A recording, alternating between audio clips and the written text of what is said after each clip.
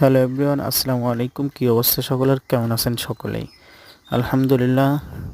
ইফতার সেরে এসে নামাজের পর এসে দেখেন আমরা সকলেই বসে একসঙ্গে তরমুজ খাচ্ছি।